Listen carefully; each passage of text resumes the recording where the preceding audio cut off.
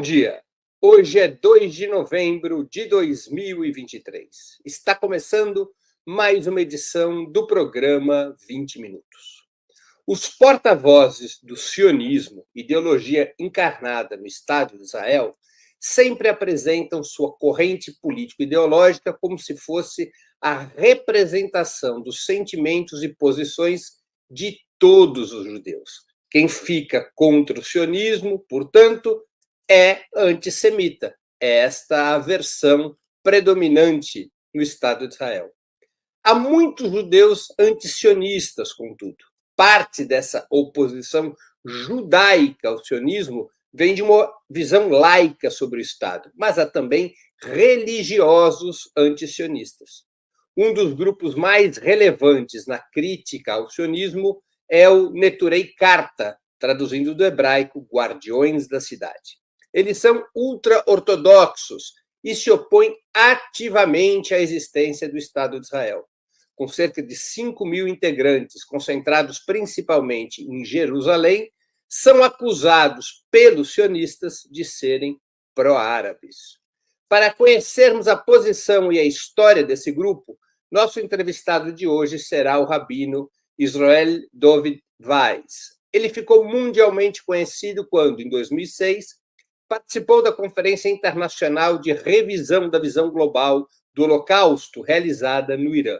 Jamais negou o Holocausto, mas deu uma contundente declaração no encontro. Abre aspas. Os sionistas usam a questão do Holocausto em seu benefício. Nós, judeus que perecemos no Holocausto, não a usamos para promover os nossos interesses. Salientamos que existem centenas de milhares de judeus em todo o mundo que se identificam com a nossa oposição à ideologia sionista e que sentem que o sionismo não é judaico, mas uma agenda política. O que queremos não é uma retirada para as fronteiras de 67, mas para tudo que nela está incluído, para que o país possa voltar para os palestinos e poderíamos viver com eles. Fiquem conosco, já vamos começar.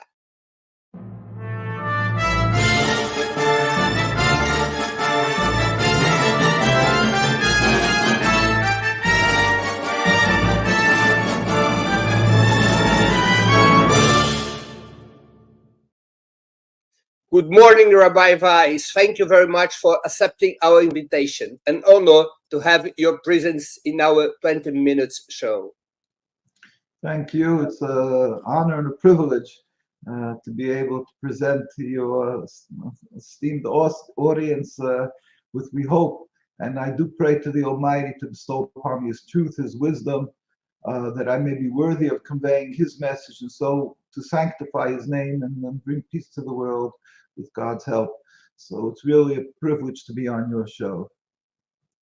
Rabbi, who are the Neturei Karta? With the help of the Almighty, Neturei Karta is an Aramaic term that means Neturei, protectors, Karta of the city.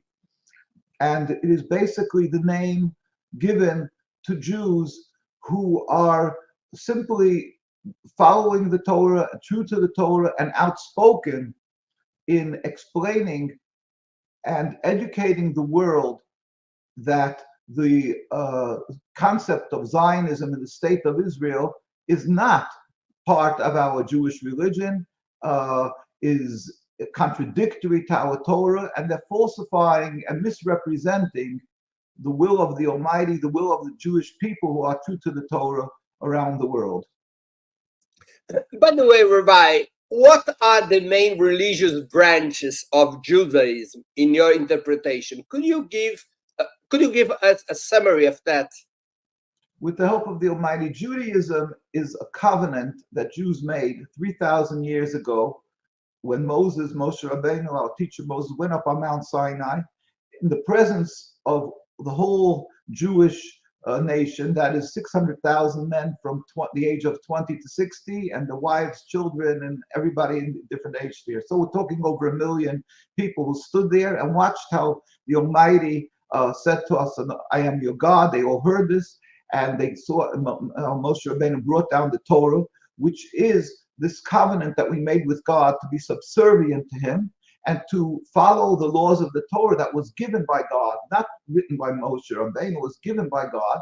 And we accepted this covenant and strictly adhere to this covenant for this last 3,000 years up to today. We do not in any manner, shape, or form change one letter or stray from that teaching. So when any new issues come about, electricity, computer, whatever it may, everything has to conform. Everything we do, we see how this new issue will be acceptable and conform to the Torah. If it's not, then we just don't, we cannot use it. Like say on electric on the Shabbos, on the Sabbath, a Jew has to observe 6 days we work, 7th day we rest to show that God created the world in 6 days, 7th day he rested. So we're not, it says in the Torah, we're not allowed to light a fire on the Sabbath. Now, so when the electric came about, the rabbis around the world had to apply the laws of the Torah to this. And they said that we're not allowed to put on electric. Well, if it's burning before the Sabbath, we can leave it. But that's just an example. Now, around 300 years ago, in that range, a group started by Moses Mendelssohn. His name should be obliterated. He was a scholar, but he was an evil scholar. He decided that he will reform Judaism. So he came along and said that Moshe Rabbeinu made the Torah, and we can pick and choose what we like from the Torah. So he made reform Judaism, and today, of course, with the holding that, of course, they don't observe the Sabbath, they don't observe kosher, anything that is not convenient, they do not accept of the Torah. Yet, in the world, they became a distinguished, accepted, legitimate representation of Judaism. So a branch you would call something of Judaism. So that was the first major movement against a religious Judaism, because till then we have Judaism is Judaism. It's a religion given by Moses. We may have different customs from Sephardic lands, from Spain, Portugal, have different customs different than from Eastern European Jews. I mean, from Yemen has different customs, but we basically share the same exacting belief. We have no problem of intermarrying and so forth because we're one religion. That said, Reform changed. They came along with a new concept, and this is unacceptable. And it's not Judaism. It's like calling Buddhist Judaism. Does that make sense to you? That is what reform means. And therefore, in our communities, in the religious community, we never accept reform as a representation of Judaism. Later, some people saw that reform went way overboard, and they went too far extreme. So a new movement started called conservative Judaism, which is also one of the biggest, big branches, and was probably maybe more than orthodoxy. But they decided that reform went over the deep end, so they became more conservative than reform. But anything that tries to change even one letter of the Torah that's not orthodoxy, that is not Judaism. We don't look at it as a form of Judaism. That's the major branches. I could go a little further. There's others today that they have some variances, but these were the major branches. The majority of Jews, unfortunately, do not observe the Torah. They are not Orthodox. And then Zionism came along, which we have to explain. Let me ask you something, Rabbi. Many Jewish religious groups have supported the creation of the state of Israel and are allied with Zionism. Why do the Neturei Karta oppose this position? Yes, again, in the Neturei Karta Aramaic for protecting the city, it's not a different part of Judaism. It's the basics. It's just people who are vocal from the religious community that are trying to clarify to the world what Judaism is, and that we do not accept Zionism. It's protectors of the city, because Zionism came as a movement of Eastern Europe, came from Austria, a group of people who were basically heretics, and they wanted to transform Judaism from this subservience to God of 3,000 years. It's a mere 130, 50 years old, the movement. They're going to transform it into nationalism, a base concept of having a piece of land with an army, with an Olympic team, and all the trappings of a country, but it's void of godliness. And they proudly announce they're a democracy. That's what Zionism says. They're a democracy. You don't have to keep the Sabbath. You can do what you want. So it's totally antithetical. It's contradictory what Judaism is. And also, the Torah warned us 3,000 years ago. We were given the Torah, told us to go to the Holy Land to serve God in holiness. But 2,000 years ago, we were sent into exile because we weren't on the proper level of holiness.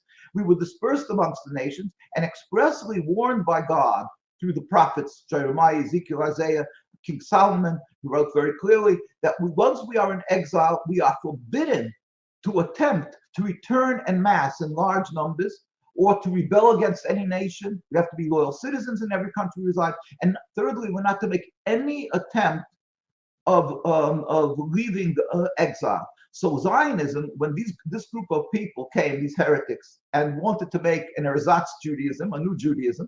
So first of all, it's not Judaism. Just like reform isn't, it's just not Judaism. But it's contradictory, and it's a rebellion against God. Even if it would have been religious, it would be unacceptable because God warned us. God said, because of our sins, we were sent into exile, not because we were physically weak. So to go ahead and establish a Jewish sovereignty, regardless if it would be really orthodox or not, would be contradictory to what Judaism is. It's like somebody's going to say, I'm a religious Jew, but the do not kill is not part of my religion. That I'm leaving out of it. Returning and creating a state is a heresy. It's a rebellion against God, who warned us. God says, I put you into exile because of you're not being on the right level, and the end of exile will only come about, which we yearn and hope for, when God will make a metaphysical change in the world. All humanity will stop being atheists. They will recognize there's one God, serve him in harmony. Then the Almighty will return us, and he himself will build a temple without any intervention, human intervention. So to try to return and create a sovereignty is a direct rebellion against God. And all the rabbinical authorities around the world, from the Sephardic lands to Palestine, to the Jewish, we have in Argentina a beautiful group there, but wherever there was a very religious community, and Europe, it was prior to the living in the United States. Today you have these communities in the United States. Every one of these religious leaders vehemently opposed and declared that Zionism is unacceptable. It is to be ostracized. This is the fact of Judaism. Before the Second World War, there was no such thing as Zionism to be accepted. They were purely ostracized from the Jewish communities. Unfortunately, because of the upheavals and the suffering of Jews, they were given by Britain the rights over the land. They became powerful. They became, and the Jewish people, the leaders were slaughtered in the Holocaust. 6 million or more Jews were murdered, and all our leaders were the first to be murdered. Jews were sheep without a pastor, somebody to lead them. So without a shepherd, and we didn't have to. So therefore, the Zionists were able to come in and tell the world, to try to convince the world that they are that it's part of Judaism. They use the Star of David, the name Israel, and that God gave us the land 3,000 years ago. He promised us the land, and we are just fulfilling the dream of God of returning to the land. The end of, they call themselves a Schalta de Gula, beginning of redemption, because they conveniently ignore that we were sent into exile. They count on the ignorance of the masses, certainly the Christian evangelistic Christians and so forth, who just know the children of Israel, the land of Israel, that they should return. And they count on the majority of Jews that are reformed, that the Reformed Judaism, they don't even know their religion. And many of the people are ignorant. Many people are, like I say, sheep who went through the Holocaust, children. Only the youth mostly remained alive. So they told them, oh, we suffered so much. Now God is giving back the land. They counted on the lack of knowledge of people. And they made a rabbinate, a chief rabbi, or masquerading in our religion. But till today, the rabbinical authorities around the world, invariably, you will go to London, Stamford Hills in London, that you were showing pictures of before, I believe, and or you go to Mea Shearim in Jerusalem. You are telling you go to us. New York. Let me just finish this. In New York, the second largest Jewish community you have, the concentration of religious Jews of Williamsburg, Brooklyn. There's not one single Israeli flag, because we know that because the more the religious, the more clear that it is impossible to combine the two. Zionism is nationalism, a rebellion against God, forbidden according to the Torah. Judaism is subservience to God. Many critics to Zionism say this ideology is racist and colonialist. Do you agree with these opinions? You know, we believe that certainly it is criminal. It is oppressing other people. If the exact terminology, political terminology, I can't tell you. It is stealing the land from the Muslim and Arab people. It is from the Palestinians. It is oppressing. It is totally illegal according to the Torah. We're not to kill or to steal. Because I hate with the Zionists to go in, because they're very sly and very shrewd, and we never accuse them of not being efficient, but we do accuse them of being sinful, of being criminal. So when you're going to every terminology you're going to use, I'll just say that it seems racist. It seems that they're colonizing. What it is stealing the land, taking the land from a people, totally forbidden according to the Torah. We as Jews are not allowed to steal or kill. We're not allowed to have the state, even if it would have been uninhabited. We would stand in total opposition because God put us into exile. We're forbidden to have a land. Certainly, we're not allowed to create our own state by killing or stealing or oppressing. And as I mentioned earlier, part of exile is to be loyal citizens in every country we reside. On top of that, Jewish people are required to show gratitude for good that has been done to them. In Spain and Portugal, people know we went through the Inquisition, Crusades. We went through many, many suffering, trials and tribulations. When they tried to forcefully convert the Jews to Christianity. What happened was Jews were banished from the land. They escaped, and they went, and they were embraced by the Muslim and Arab countries from the Ottoman Empire. Many of these lands took us all in, and including in Palestine. We flourished in their lands, and even though we have a distinctly different religion than the Muslims, we believe in one God, but we have a distinctly different religion, and yet we had no problem. Of course, we were able to. The Ottoman Empire, they let us pray by the Western Wall. We had no problems of coexisting. We lived together in total harmony. So we have to show gratitude to this. Now, Zionism, in order to create their state, so they have a problem because of the indigenous population, which was the majority Muslim. The second majority was Christian, and then there was the Jewish community. So to establish the state, and they were having people who opposed them, they had to declare to the world that there's an ingrained hate from the Muslims to the Jews. How despicable, how repulsive, repugnant. We cannot accept to hear this. We have to show gratitude and be thankful to the people. And here they're coming, and in order to accomplish their goal, they are vilifying a people that was good to us. And so therefore, that's a third reason. One, we're not allowed to state. One, we're not allowed to kill, steal. One, we have to show gratitude. What they're doing is in every facet, in every shape and form. The Zionist state of Israel is a rebellion against God, against the words of our Torah. And although they desperately try to incorporate and convolute Judaism with Zionism and declare it's the Torah, God gave us the land, and they use emotions. I was suffering by the Holocaust. My grandparents were killed in Auschwitz. Majority of my family died there. My father escaped. But they try to use this fear mongering that the people the Arabs are like the Nazis. They want to kill you. They try to use this guilt ride that the world should say, hey, we were silent when Jews were being killed, so therefore we have to assist them in establishing a Jewish state. This is all they using ploys, the Holocaust, other ploys to solidify and accomplish their goal. But we, as religious Jews, declare that it is not Judaism, it is false, and they're falsifying and hijacking, abusing the name of our Torah. It is a rebellion against God. It is criminal. It is unacceptable. I just want to show you. Here's a picture how we used to live together before there was Zionism. Here's a picture how the rabbi, there's more pictures of that. There's pictures of how the rabbis pleaded, this meant in 1920s, the chief rabbi of our communities in Palestine, not to be confused with the Zionist rabbinate. This is from the Eidah Harei, the God-fearing community. Met with the king of Transjordan. And in 1920s, 1947, the chief rabbi, after he passed on, the next chief rabbi was Rabbi Dushinsky, met with the delegation of the United Nations, and he declared, we furthermore wish to express our definite opposition to a Jewish state in any part of Palestine.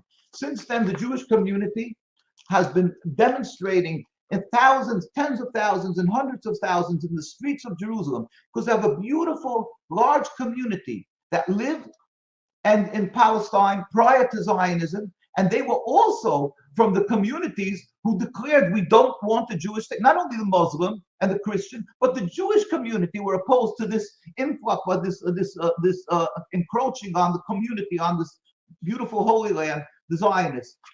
We demonstrate in New York, in Washington, tens of thousands. It never gets reported because the media is afraid of being labeled as anti-Semitic. We get brutally beaten, old men, young children. We're never militant. We don't carry guns. We stand on the streets of Jerusalem since the creation of the state and prior to that, and we say it's not Judaism. They're stealing our name. It's not religion. It's a flawed, selfish political movement. Here you see girls being arrested because they refuse to serve in the IDF. Every boy and girl of our communities that turns 17 becomes a criminal because it's mandatory military service. We refuse to serve in the army. Again, they're brutally beaten day and night, and nobody even reports on this because, after all, it's the state of Israel. They certainly aren't anti-Semitic. That's what people would say.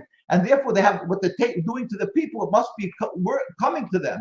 You see, they're treading on them. They kill, they assassinate, arrest, and beat the Jewish people who refuse to accept their existence, even though we peacefully demonstrate. Here they're spraying them with stink water that ruins their clothing to discourage demonstrations.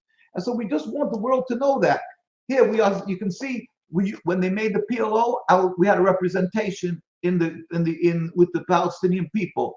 So this is the sad history of the Jewish opposition. Yet they point to the settlers. They point to their rabbinate, because unfortunately they use idealists and people who go to the universities who are lacking the knowledge of the Torah, and they say, hey, this is Judaism, and they're always able to ensnare and get a following of some religious, usually what they call modern religious. Almost always you'll see the difference between them and us. In other words, modern we call a euphemism for a compromised religion. People who don't know their religion, modern society joins them, and that's why you get confused and you think that the religious people also support it. And they have in the Knesset, they have people there, but the majority of Jews around the world, the vast majority of the very religious, will be anti-Zionist, because it is not possible to join Judaism with Zionism. And we cry and hurt with the people of Palestine. We cry and hurt with the people of Gaza because of this terrible, it's all because of the Zionist state of Israel. We are not condoning violence. The 1,400 people are killed. But why were they killed? We lived together. We lived in peace till Zionism. They tried to tell the world it's not true, but we lived. We have the history that's clear if anybody wants to see it.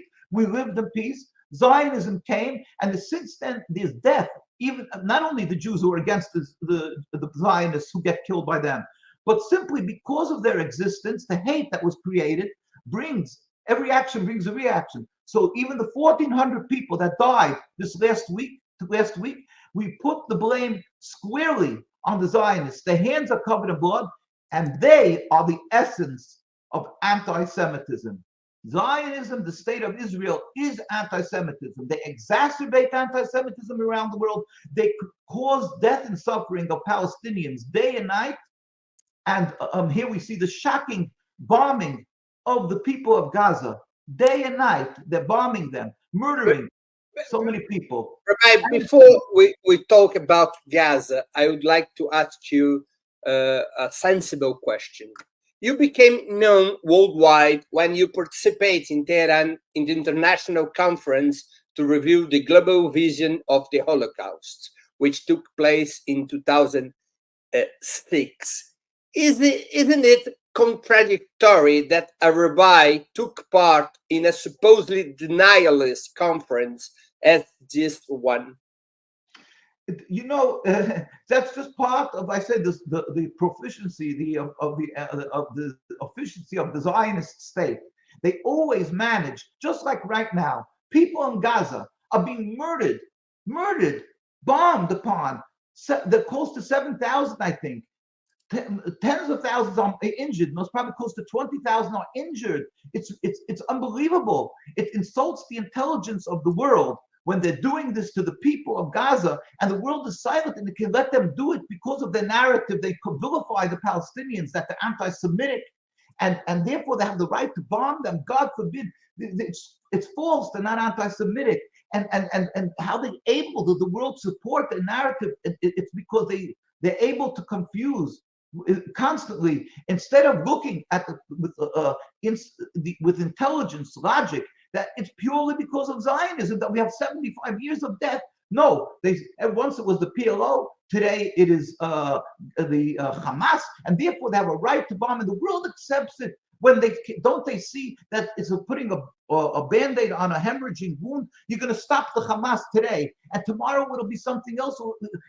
And yet the world accepts what they're doing, killing, murdering en masse, and when it's totally illogical, will accomplish nothing, will only make more hate. Because how many will you kill? There's still 4 million people lost. I don't know how many Palestinians and Arabs in refugee camps. In Gaza alone, 2.2 million people. So you killed a little. You're making hate until the highest level. It is ridiculous. It is criminal. It is unacceptable. We plead with the world to stop. I'm getting to your issue of the Holocaust. The Holocaust conference. My grandparents were killed in Auschwitz. My father escaped from Hungary when they came. My father-in-law wasn't, of all blessed memory, was in Auschwitz. The vast majority of our families in our communities who are anti-Zionist are all children of the Holocaust, almost entirely. A lot of us, at least, because we also have to describe the countries. It's in our blood, the Holocaust. We do not deny the Holocaust, but Zionists, their efficient ways and the sly and conniving style is by labeling it a Holocaust denial conference. It did not call itself the Holocaust denial conference. And in fact, there were many professors. I was at that conference. There were many people who were supposed to come to that conference, distinguished scholars from around the world. But the Zionists put so much pressure on them that they could not come. And the ones who did come, almost entirely, if you look at the minutes of the conference, they all said that there was the Holocaust. Yet, and this was by the opening session alone, with 1,000 or more media outlets from there, from whether it was BBC, whether it was every single one around the world, Reuters, and everybody who you'd like was there. And they all heard how the foreign minister said, this is not to deny the Holocaust, it is. He said it's because we simply don't want that the Holocaust should be used to oppress the Palestinian people. They said, if anybody has a comment, I immediately stood up right after the opening statements of the foreign minister, and I said, it's recorded, I said, we are here to speak about that the 6 million or more, whatever, Jews were killed in the Holocaust, yet if they should not be used as a tool to criminally to kill the Palestinian people, to take their land, to occupy Palestine. My grandparents' blood is boiling because they were religious Jews. They died because they were Jews. And yet to take them, their death, and to use it to rebel against God as a tool to occupy, that is unacceptable. At the conference, as I say, the majority spoke like that. There were a few individuals who started saying that it wasn't as great, the Holocaust, and they were shushed out of there. Everyone went when they started speaking at one of the panels. I was on that panel with these people, said that wasn't maybe so much, and we gave them, and we assorted them. We gave them a real dressing down. The people that were there, and they said, "How dare you?" So it was not a Holocaust denial conference. That's false. That's patently false, and it's just one of the Zionist ploys. I'll even add to that. The Associated Press made a statement, and it was hundreds of newspapers. Associated Press stated that Rabbi Weiss said that the Holocaust was exaggerated. It took 2 weeks till I came home. When I came home, it was already spread out in the newspapers, and I threatened them with a lawsuit, but I should have gone through with the lawsuit. But they had to make to correct it. That they said it wasn't, that I didn't say it, and we have the papers where they had to say it. And just this last few months, I went to England, and also the Zionist papers wrote that I said something like that, and other issues that's false, and they had to restate it, that it's totally false, and they had to, although they didn't want to, but they had no choice. We have the papers. You can look in the Tribune. They just had 2 months ago, a big article that had to say that we made a mistake. It wasn't true. We slandered Rabbi Weiss. It wasn't true. But of course, nobody hears the fact that they had to retake what they said. Because nobody looks at these little comments that they're saying. They just look at the splash, the headlines that Rabbi Weiss said it was exaggerated. How I would say such a thing when the majority of my family were killed? My statements were all recorded. You can go to our site, nkusa.org. So it's just a ploy of Zionism. And this is a simple, it's just one example, a very good example how Zionism works. They falsify, they vilify people, they falsify because they have no morals of the Torah. They don't care what God says. So they don't have compunctions to use the name of Judaism, although they know it's totally against God, against the Jewish religion, because they simply want to they want to reach their goal of having a land. They're ready to sacrifice on the altar of Zionism Palestinian lives, Jewish lives, and they don't care that 1,400 people were killed, as long as they'll be able to reach their goal. Rabbi, what's your opinion about the solution proposed since 1947 by the United Nations, that of building two sovereign states, one Jewish and the other Palestinian? We believe that there's God who rules the world, who rewards, who punishes, and nobody, asks. There's the tsunami, there's a plague, all earthquakes, and we believe that God is just, God is compassionate, and everything that happens, we have to be introspective and see why He brings this. We don't understand many of the issues. We don't understand a lot of issues of the Holocaust, but we try to understand why God brought this. This is the basics of Judaism. We also know that God created the Satan, the Shaitan. The Satan is given the permission to try to fool the world and bring them to do what's terrible crimes, and the person has to be able to be better than that and not fall into the hands of the Satan. That's what the world is all about through the generations. They created the United Nations right after, by the Second World War, because there was such world suffering. They said we have to create a body of the world leadership in order that there should be peace on the world. And what do? One of the first issues they do is to ratify the state of Israel, which means the majority of Jews, the majority of people, of the inhabitants of Palestine were Muslim. The second largest community were Christian. The third were Jews. All three of them opposed the creation of the state.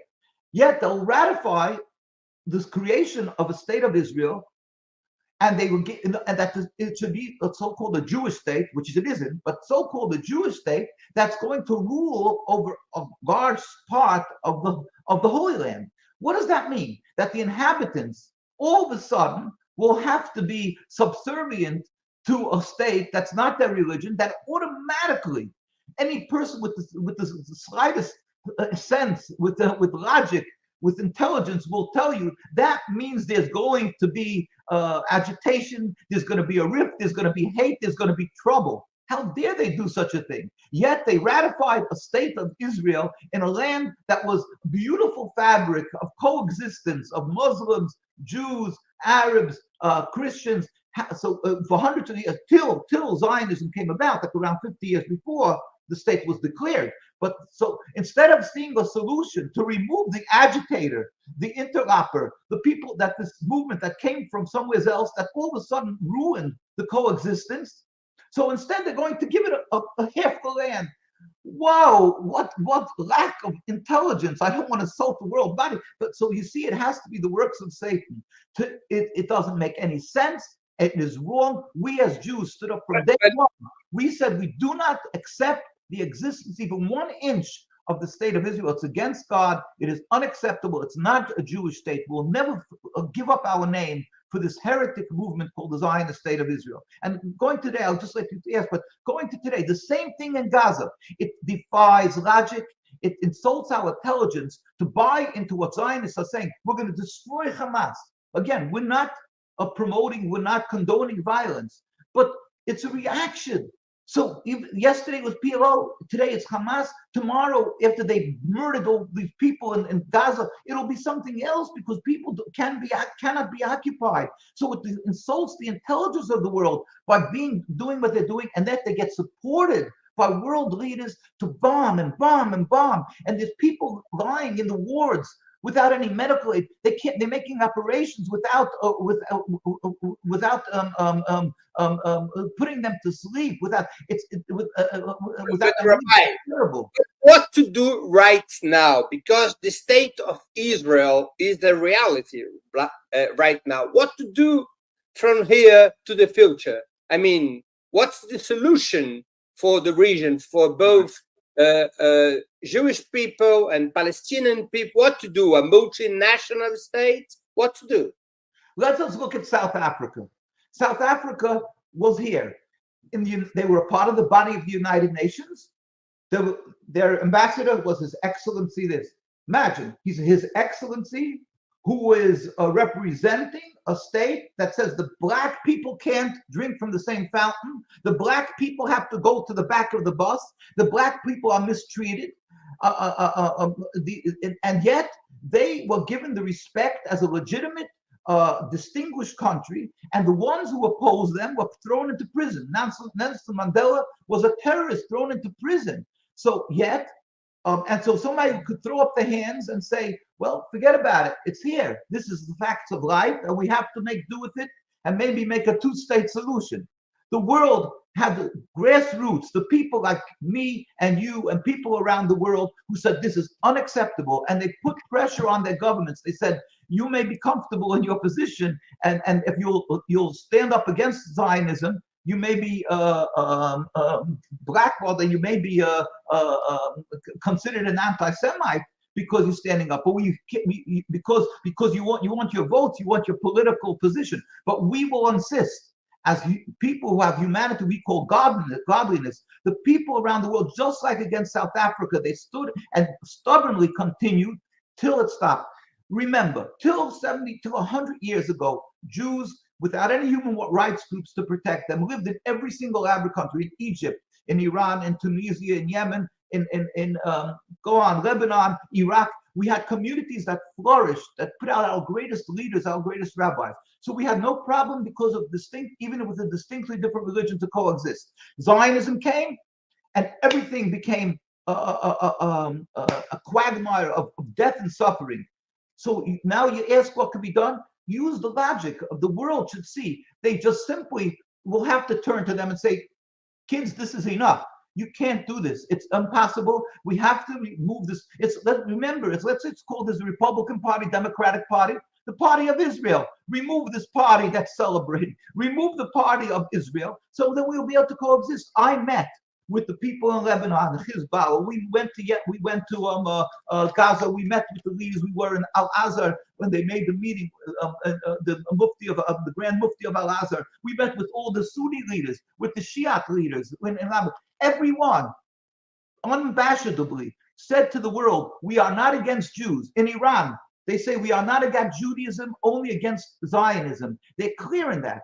And that's why the Zionists hate Iran, by the way, because they state clearly we are not against Judaism. They have synagogues with big letters on the outside in Hebrew. That's the synagogues. We went to the people of Gaza, and they embrace us. It is possible to be done. Therefore, the world has to recognize you must remove the impediment to peace, the cause of anti-Semitism, the cause of bloodshed of the Palestinians. It can be done, and it will be done. And the Torah says, why you're rebelling against me, God says it will not be successful. It can be done, and it must be done. Two-state is not the solution. The solution is removal of an occupation of a political entity that's governing over the people that are rightfully theirs. If they're a criminal group, it can be removed. It can be done. We should pray to God because God is the Almighty, and we believe that He is the power of the world, that He should help us bring about speedily and peacefully, just like at the end of apartheid happened at the end, and USSR that really tried to stifle religion in one day. It can happen, and we have to not be stubbornly standing on the streets and having the world governments uncomfortable with their position they're taking, putting a stop to the support, putting a stop to the justification of killing of the people in Palestine and of occupying them. How do you analyze the Hamas attacks against Israel on October 7th? We cry, we hurt for the deaths that are happening for 100 years since Zionism came about. As I said, Jews were beaten mercilessly by the Zionists for all these 75 years, attacked. This is the Jews who are against Zionism. But then there's the Jews who fall prey to Zionism, and these idealists and people who learn in the university, and they decide to go up on a mountain, on the hilltop, and make a settlement because they think they buy into it that it's God's will for Zionists. We're not condoning what they're doing either, but they fall prey to Zionism, and because of that they're putting their children in danger on the top of the hilltop, and then they're killed. There was the suicide bombers, all the history. All these people are dying because there's a powerful PR, public relations, and a voice of Zionism that is fooling, that is confusing people's minds. That's what they're doing is proper, and they know that they're fooling people, that it's not Judaism, because they try to breach every law of the Torah. They dig up graves for archaeological purpose that's forbidden according to the Torah. They constantly try to abolish the Jewish religious communities. They know what they are, but they're confusing people. And because of them, there's death of Jews, 100 years of death of Jews, the ones they kill and the ones that die because of them. So now in this last week, what happened was 1,400 people died. They were killed because of the Hamas went out and killed them. We're not condoning the death. We're not saying, we cry and we say that these tens of thousands of people that died, the Palestinians and the Jews, but it's clearly the result of the evil. Why a doctor who would be considered a criminal if he would just put a cortisone or a Band-Aid on a hemorrhaging wound and say you're okay and ignore what's going to happen next week?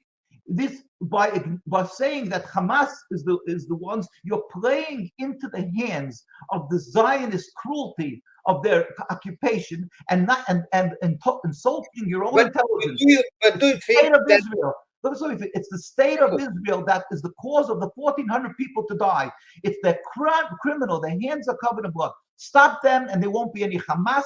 Stop them, and there won't be any Hezbollah. They will stop because we live together. We want to live together. Our fabric of the Holy Land and of the Arabic lands is Jews living with Muslims. You cannot deny our history. But do you think that Hamas violence is legitimate? We're not getting into issues that the Zionists want us to talk about. We are not getting into the fact. We are getting into the fact that there are people that are occupied, that are dying, that we don't understand with how they can exist like this. And it is the automatic result, the natural result of being occupied to respond. I'm not going to get into that at all. I'm not going to dignify.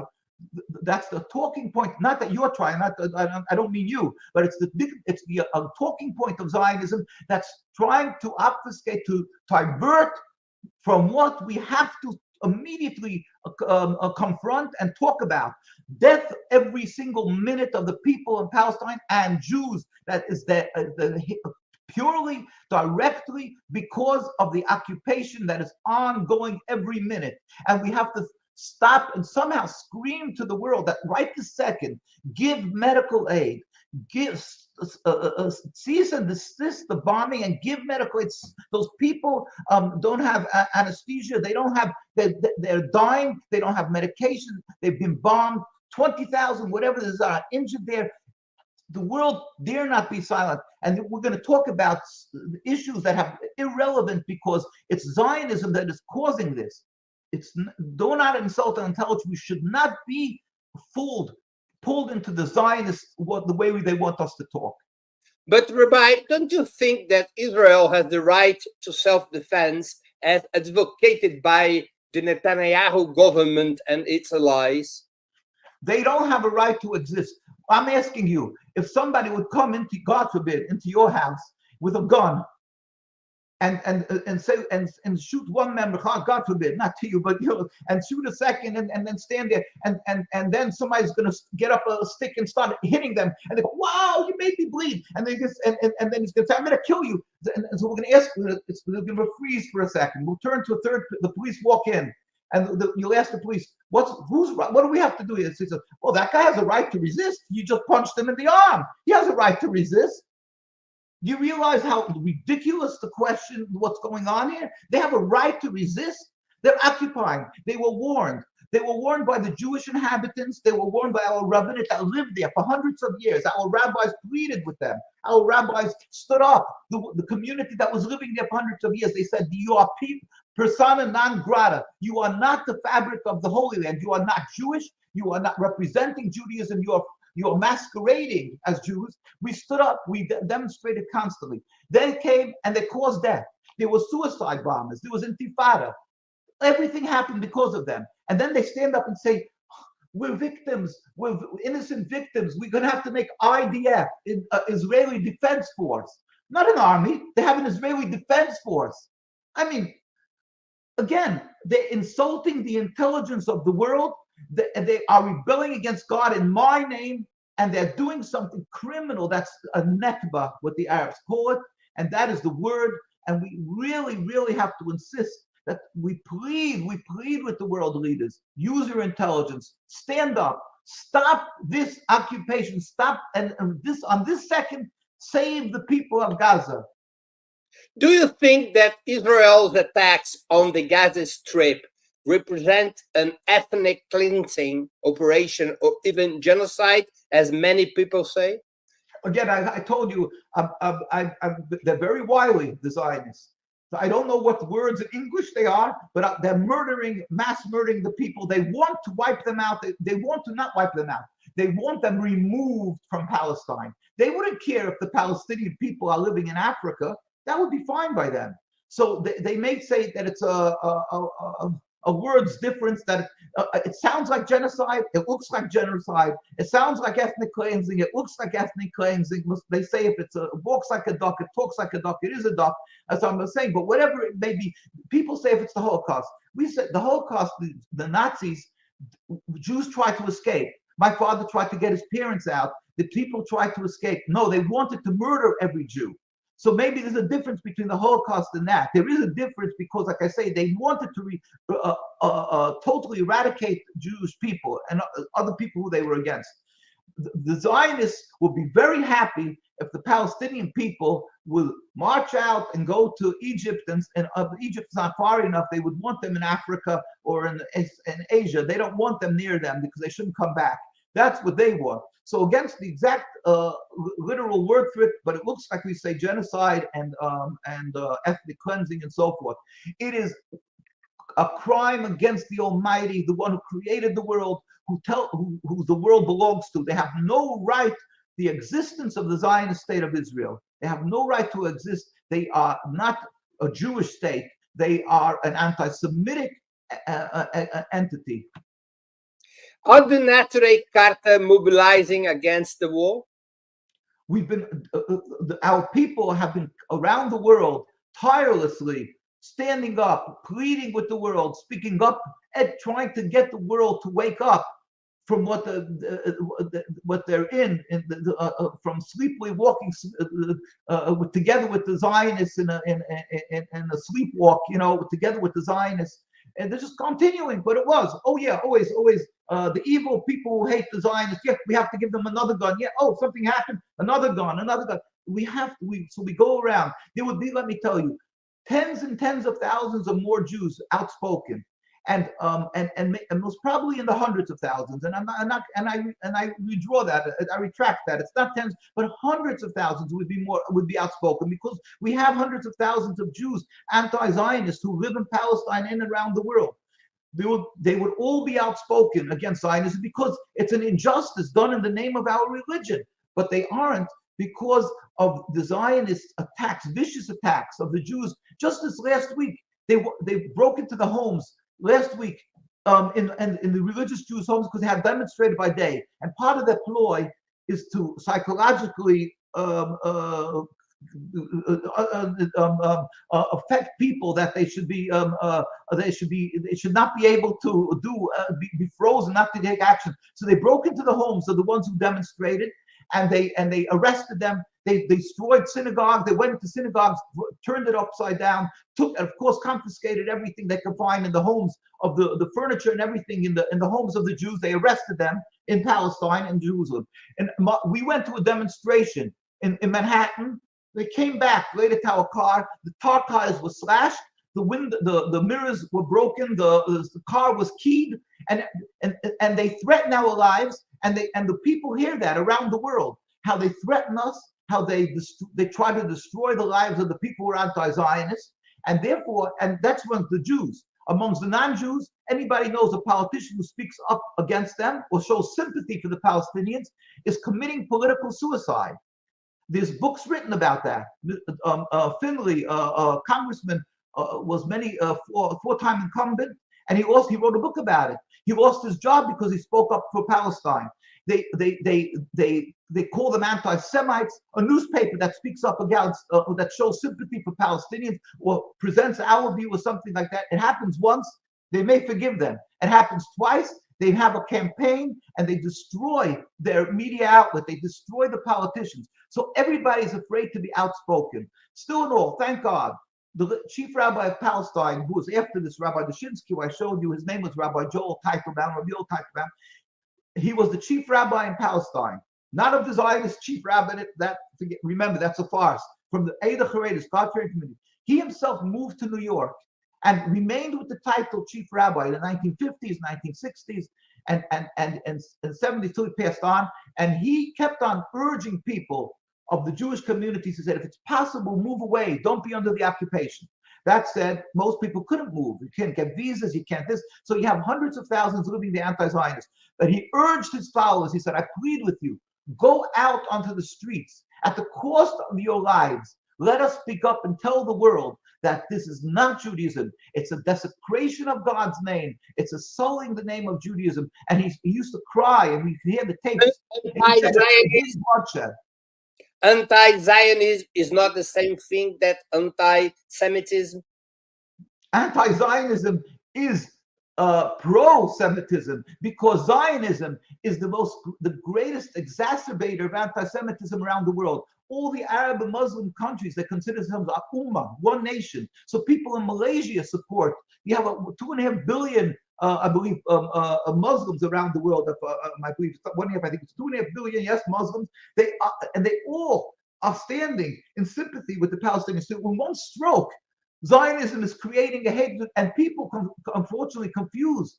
They think that the more the religious the Jew, the more he's religious, so he must support the state. So therefore, when a Jew is living in France, a Jew is living in any other country, they may attack him, God forbid. And again, we're not condoning the attacks, obviously, but they may, because they're so frustrated what's happening to their brothers in Palestine, they may attack a Jew. It's criminal, but they may do that because of that selfish political state that's existing there. So they're the greatest anti-Semites, exacerbate of anti-Semitism, and they are anti-Semitic. The way they beat Jews, like the pictures you're showing, they brutally beat, they arrest, they assassinate our rabbis. Rabbi Teitelbaum himself there was attempts on his life. They tried to assassinate him. He stood up anyway. Till the end of his days, he stood up and spoke out. And he had the right to ask Jews to speak up at the cost of their lives, because he himself put himself up to being killed. And he spoke up constantly.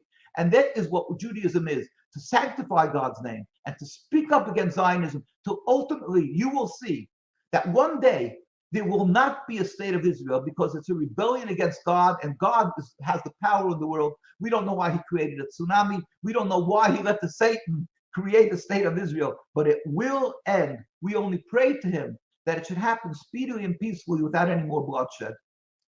Rabbi Weiss, I would like to thank you very much for your time and for this conversation of great interest to our audience. Thank you for the opportunity you gave to our viewers and to myself.